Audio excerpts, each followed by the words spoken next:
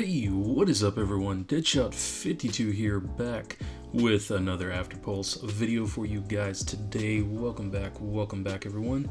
I'm a little late getting this video out, guys. I meant to get it in while the season was still going, but anyway, better late than never. Today I am going to be reviewing the Threat Survivor Gear 7-star and the 7-star M Bull Delta Threat. Looks pretty decent. I'm not too crazy about the mask personally, but it doesn't look bad. Decent looking setup. Let's take a look at the weapon really quick. One of the threat's weapons, special ammo, grants great damage after a few shots. Okay, well, they always say that about each of their weapons. Damage is 2187, stability is good, ammo is 55, accuracy is typical, rate of fire is not bad for an LMG. Let's go ahead and take a look at the gear, see what the stats are for the Survivor mask. 25% stability with threat, 10% range with threat weapons, so this is definitely a threat gear set. 3% damage with threat, 3% armor penetration with threat weapons. Okay, that's with 2-piece set. 30% reload speed, 10% range with threat. Now I have seen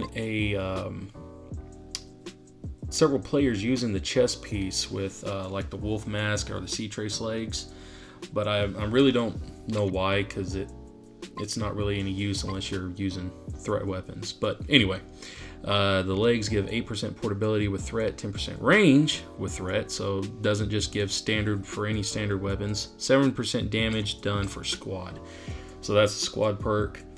But yeah, like I was saying, I'm not really sure why players were using just the chest piece, because it doesn't really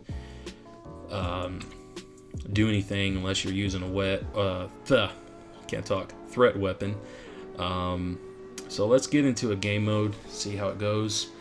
Okay, starting off here, just first thoughts. I'm not too impressed with the portability. I know the portability for the gear goes up once you start upgrading it, so you'll go a little faster, but it definitely starting off like this, you won't really be picking up that much speed. And I have used it with the UNK threat, and it's still like you might get when you upgrade the gear to a certain point or max, you might get a slow sprint with the UNK, but it's not even giving really that good of portability with the threat UNK, and you would think that it would, but it doesn't. And it's supposed to, all the perks are supposed to be given portability, range, accuracy, etc. with the threat.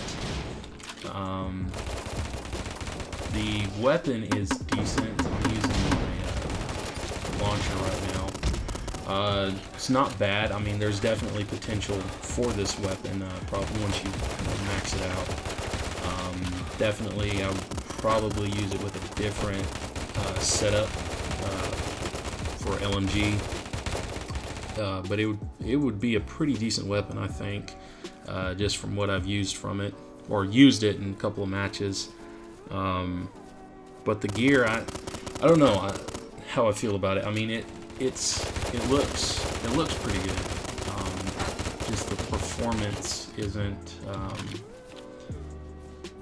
as I mean, I don't know, it's just my opinion, but it isn't really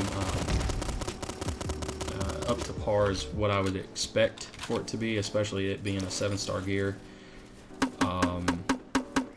So I think it's more of personally, I think this is more of a collector gear, just more of, hey, I've got this seasonal gear from the threats, the threat season, that just to have it in your inventory. I really don't think it's a that usable of a gear in multiplayer or ranked.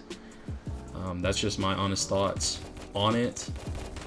Definitely potential for the weapon though. I'm not ragging the weapon. yet. I'm just got to max it out. But the gear, of course, you can mismatch it to try to get some, you know, decent, you know, setup out of it. Like I said, I've seen some players use it with the wolf head and the sea trace legs.